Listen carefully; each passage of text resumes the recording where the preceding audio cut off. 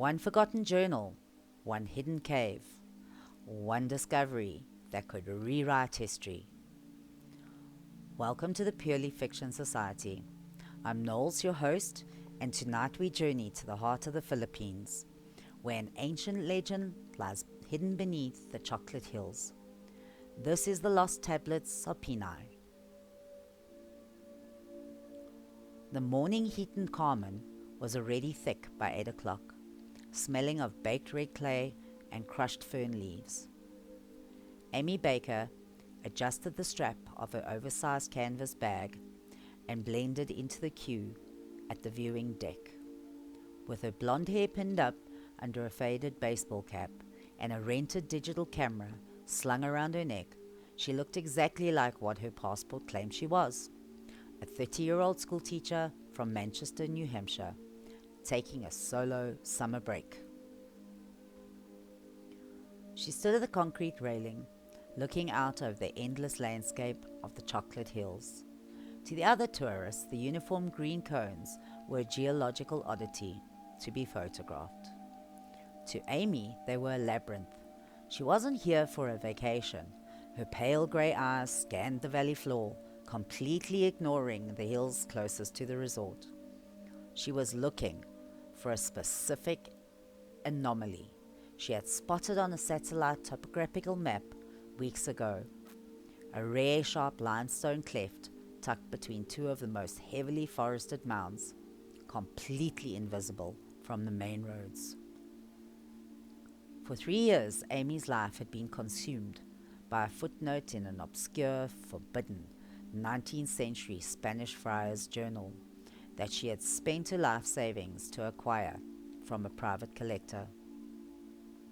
The friar had written of the Eskaya people, an indigenous group on Bohol, who possessed a language unlike any other in the Philippines, a language with its own complex, human-like script that seemed to have sprung into existence, fully formed. But the journal held a darker, more profound secret. It whispered of Pinay, the mythical ancestor and founder of the tribe, and a set of sacred wooden tablets he had carved to record the original uncorrupted rites of worship. These weren't just historical records. They were a map of the ancient world's spiritual fabric, buried deep within the inland hills to hide them from the fires of the Catholic Inquisition. The friar had warned that anyone who disturbed them would face the wrath of the land itself. Amy didn't care about warnings. Her intense curiosity about the ancient world borderlined on madness. She was willing to risk everything to prove the myth was real. An hour later, she was gone from the viewpoint. She had abandoned her rented scooter near an overgrown logging track and walked deeper into the uncharted bush, using a basic hand-drawn map. The jungle was dense, the air hot enough to make her skin sting under her linen shirt. She pushed through a wall of wild taro leaves, her boots sinking into the soft volcanic loam until the ground suddenly turned hard, icy cold, and rocky. And there it was.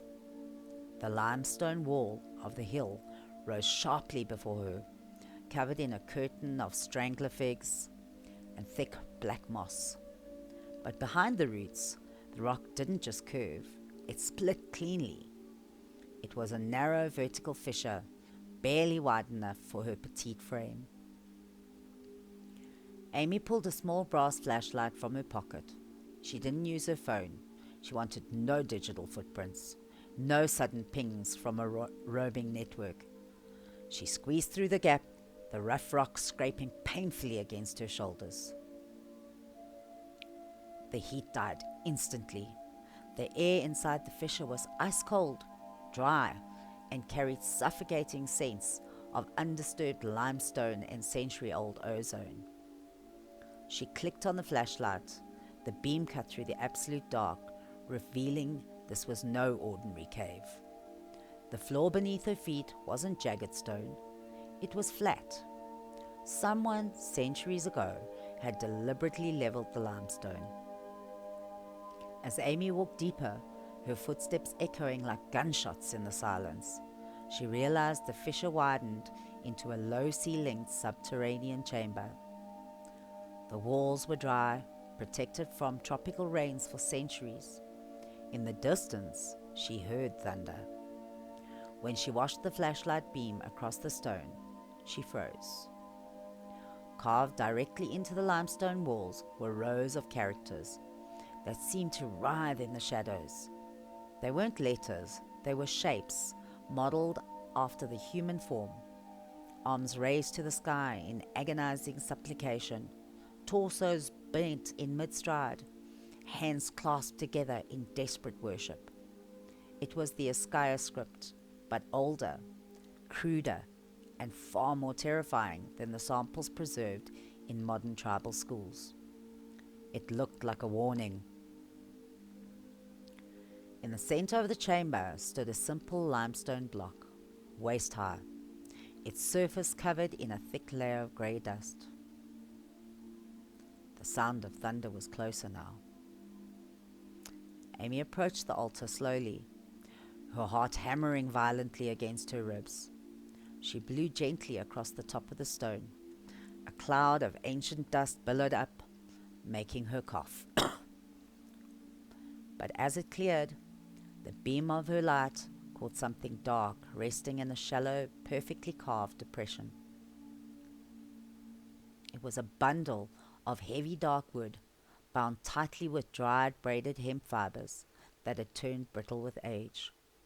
She set her flashlight on the altar and carefully, reverently, cut the ancient twine with a small pocket knife. She unfolded the wrapping to reveal 3 thick tablets made of camagong, Philippine ebony. The wood was nearly black, incredibly dense, and completely preserved by the dry cavern air.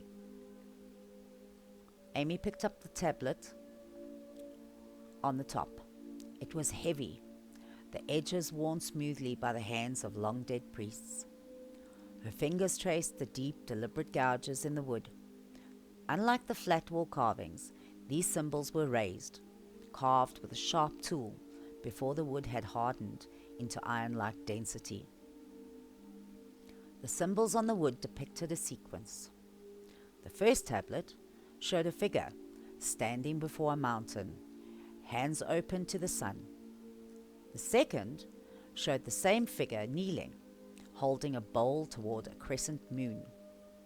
The third tablet was different. It contained lines of dense flowing text, the forgotten prayers of Pinay. It was the uncorrupted origin of a civilization. She was holding the holy grail of history in her bare hands.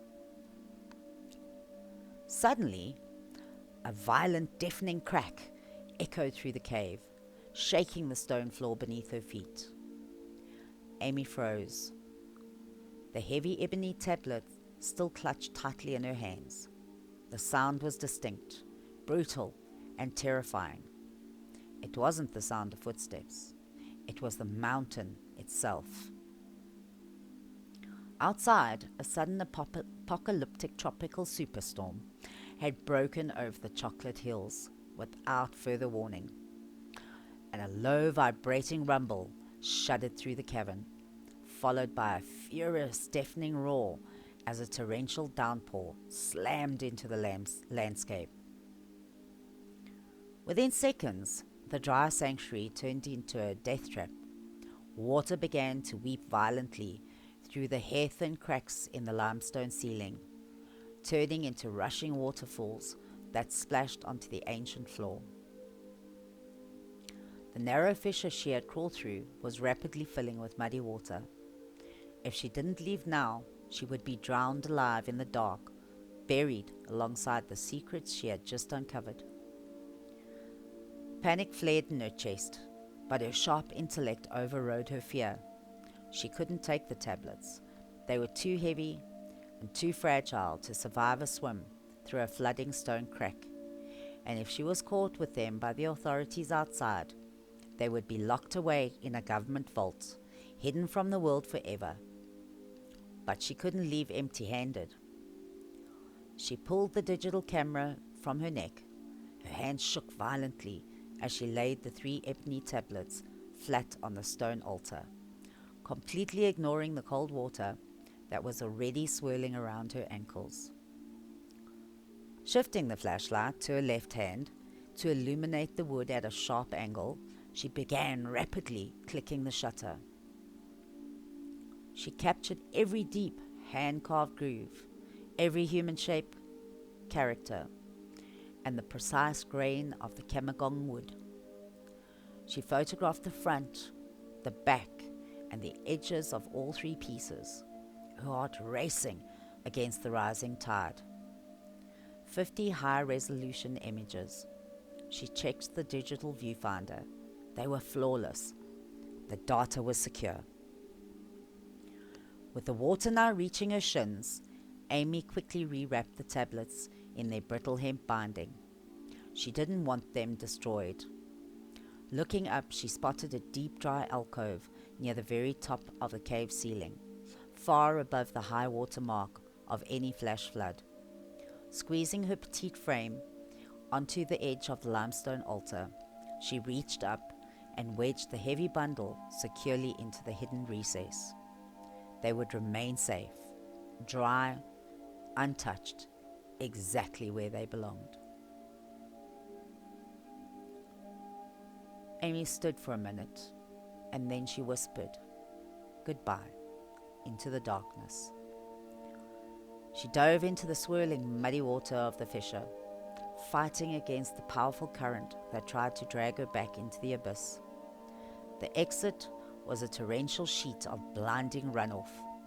She fought her way out into the screaming wind and blinding rain of the typhoon. Her clothes instantly soaked, and clawed her way back up the slippery red mud of the logging track towards her scooter, driven by pure adrenaline. Over the next 3 years, every photograph was scrutinized by specialists, and the academic world was completely set on fire. Then an international historical symposium had been called at a prestigious university in Europe, packed with the world's leading archaeologists, linguists, and historians. On the massive projector screen at the front of the auditorium, the crisp, high-resolution photographs of the Tablets of Pinay filled the room in breathtaking detail. The academic community had initially laughed at Amy, calling her a delusional schoolteacher from New Hampshire. But the sheer undeniable linguistic data in her photographs, specifically the unbreakable links between the ancient body-shaped script and the Proto-Malayo-Polynesian dialects, had forced a complete rewriting of human history. Her discovery proved that a highly sophisticated, literate, and deeply spiritual society had thrived in the Visayas thousands of years before any Western explorer ever sailed the oceans. The discovery is revolutionary, the lead university dean announced to the packed hall, gesturing to the images. But the question remains, Miss Baker, where are the physical tablets? An international expedition is fully funded and waiting for your coordinates to excavate them. Amy stood at the side of the stage, her blonde hair perfectly styled, her pale grey eyes cool and unreadable. She looked out at the sea of eager, greedy faces, men who wanted to put the sacred tablets in glass cases, museum directors who wanted to profit off a people's forgotten soul. She knew that if she gave them the coordinates, the sacred cave would be blasted open, the jungle destroyed, and the ancient resting place desecrated by commercial tourism. She smiled a sharp, knowing smile. The exact location was lost to the flash flood and the mudslides immediately after I took the photographs. Amy lied smoothly, her voice echoing clearly through the microphone. The cave is gone. The jungle took it back. The room erupted into groans of disappointment and frantic murmurs, but Amy didn't care. She slipped her hand into her pocket, her fingers tracing the small rough piece of dried century-old hemp fibre she had cut from the bundle, which she now kept with her everywhere she went. The world had the knowledge, the language, and the truth, which was all they deserved, but the sacred tablets of Pinay would remain exactly where they belonged, hidden deep within the silent, majestic labyrinth of the Chocolate Hills, guarded by the earth, safe from the greed of modern men forever. Thank you for listening to tonight's tale from the Pearly Fiction Society. Amy Baker didn't leave the Chocolate Hills empty-handed. She carried away proof that could rewrite history. But she also understood that some discoveries belong to the people who created them, not to museums, collectors, or the modern world. If you had discovered the sacred tablets of Pinay, would you have revealed their location to the world, or would you have protected their resting place forever? Let me know your honest thoughts in the comments below. If tonight's journey into the forgotten history and ancient mystery captured your imagination, please hit the like button. And to make sure you never miss our next standalone adventure into the unknown, make sure you are subscribed with notifications turned on. Until next time, keep believing in the stories. Good night.